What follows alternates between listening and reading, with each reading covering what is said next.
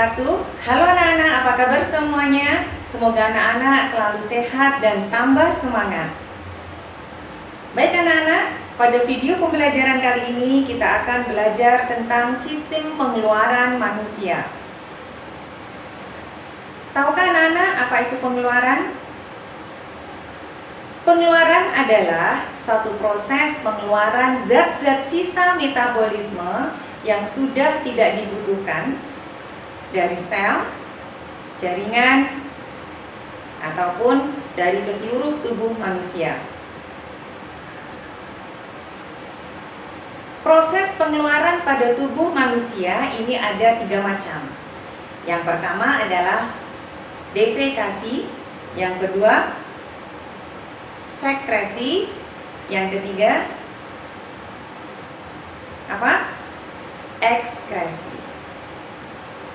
Defekasi adalah istilah khusus atau proses khusus yang terjadi pada sistem pencernaan, yaitu pengeluaran sisa pencernaan makanan dalam bentuk feses.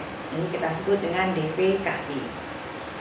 Yang kedua adalah sekresi. Sekresi adalah proses pengeluaran zat yang masih dibutuhkan oleh tubuh. Contoh adalah pengeluaran enzim dan hormon dari kelenjar ke seluruh tubuh dan masih dimanfaatkan oleh tubuh untuk proses pertumbuhan, untuk pematangan sperma, untuk reproduksi, untuk proses terjadinya menstruasi dan kehamilan, kemudian untuk pengontrolan kadar gula dan sebagainya. Kemudian yang ketiga adalah ekskresi. Ekskresi adalah proses pengeluaran zat sisa metabolisme yang sudah tidak dibutuhkan lagi oleh tubuh. Sudah tahu bedanya ekskresi dan sekresi? Kalau ekskresi ini pengeluaran zat yang sudah tidak dibutuhkan oleh tubuh, jadi dikeluarkan keluar tubuh manusia. Contoh misalnya pengeluaran urin, pengeluaran keringat, pengeluaran karbon dioksida, dan juga pengeluaran uap air. Sedangkan sekresi pengeluaran zat, tapi zatnya tidak dikeluarkan keluar tubuh, melainkan masih dimanfaatkan di dalam tubuh manusia. Karena ada setidaknya 3 proses pengeluaran pada tubuh manusia: defekasi, sekresi, dan ekskresi. Nah, pada bab kali ini kita akan fokus belajar pada yang ketiga, yaitu ekskresi manusia. Jadi kita akan belajar sistem ekskresi atau pengeluaran zat-zat sisa metabolisme yang sudah tidak dibutuhkan oleh manusia. Ada 4 organ yang berperan dalam proses ekskresi manusia. Yang pertama adalah ginjal. Ginjal ini merupakan organ ekskresi yang berfungsi sebagai tempat penyaringan darah. Hasil penyaringannya berupa urin yang nanti akan dibuang melalui ureter, kemudian ditampung sementara di dalam kantung kemih dan dikeluarkan selanjutnya keluar tubuh melalui uretra. Ginjal memiliki 3 lapisan. Secara lebih detail nanti struktur ginjal akan dijelaskan menggunakan slide PowerPoint. Organ ekskresi yang kedua adalah hati atau disebut dengan hepa. Hati ini merupakan kelenjar terbesar dalam tubuh manusia, anak-anak. Jadi kelenjar paling besar dalam tubuh manusia itu adalah hati, berwarna merah tua.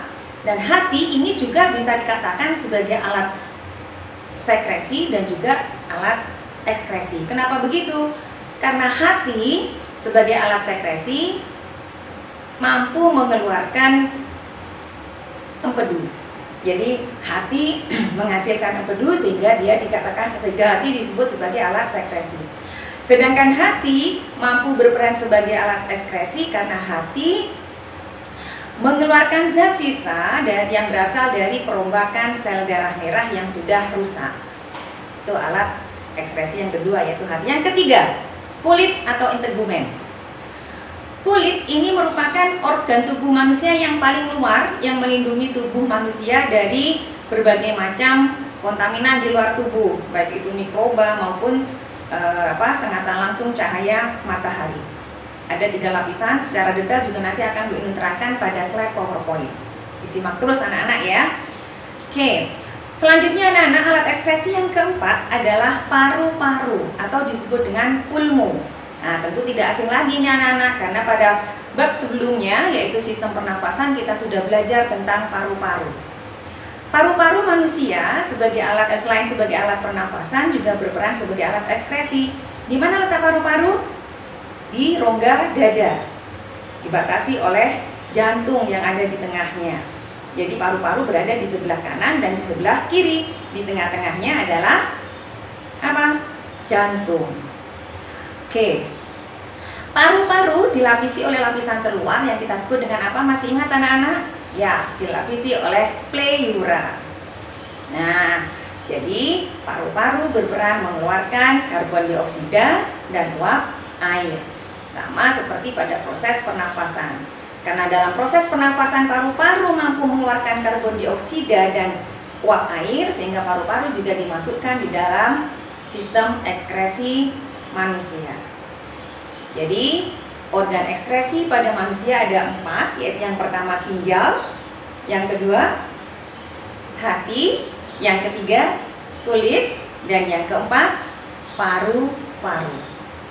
Nah, baik anak-anak, supaya anak-anak lebih memahami tentang materi struktur organ ekskresi, simak terus tayangan berikutnya. Bu Inun akan menjelaskan struktur organ penyusun sistem ekskresi menggunakan slide PowerPoint. Selamat menyaksikan.